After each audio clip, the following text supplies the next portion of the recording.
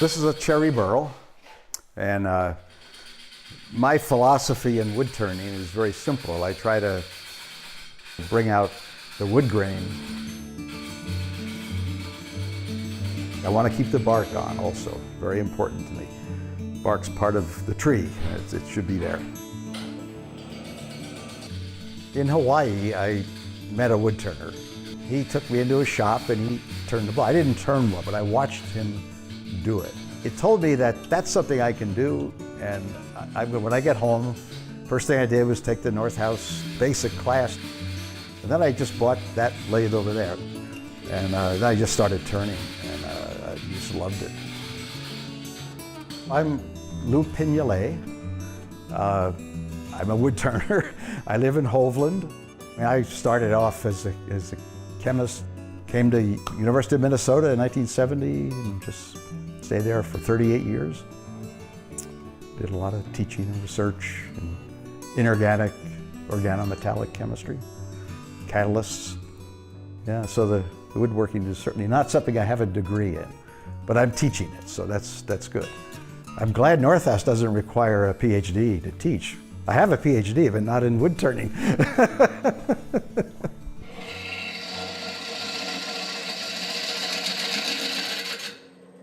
But this is the key. The two wings up on top are the key.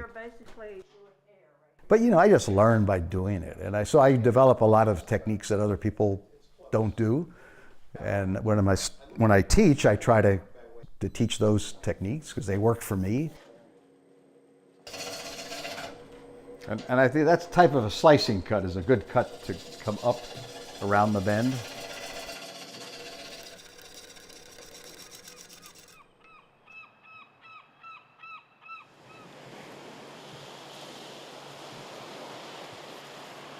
When my wife and I moved here from the East Coast, I grew up in New Jersey. She's from Sweden. She grew up on the Atlantic Ocean, Sweden side.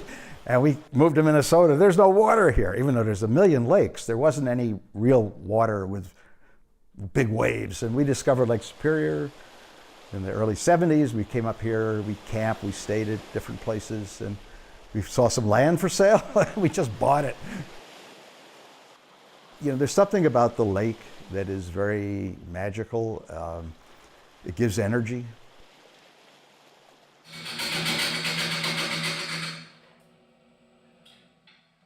I need to get the shape a little more tapered.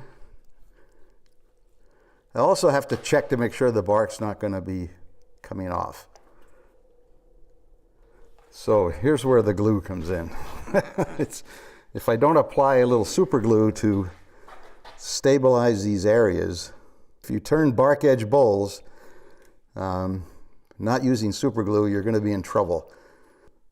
So I can see it. A lot of times under the bark, it's loose. It takes a few minutes to set up, but there is an accelerator, which instantly sets it up. Well, that's where my chemistry background comes in too. I know exactly what this stuff is.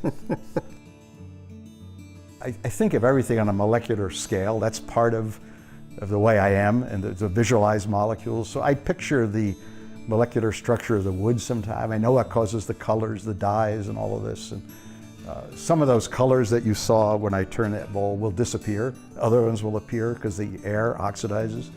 So I think there's always an advantage to be able to visualize things at a molecular level, whatever you're doing. So that helps with the wood turning. Helps in everything. I think what I do here is I can share through my Facebook, through my website. I interact with wood turners all over the world. It's really fun. And when somebody buys a bowl, it's like a research publication. I mean, I make that analogy, except my research publications probably were read by 20 people. The bowls can be enjoyed by many, many more. So there's more satisfaction in a way, making a bowl, having people really like it, and somebody buying it.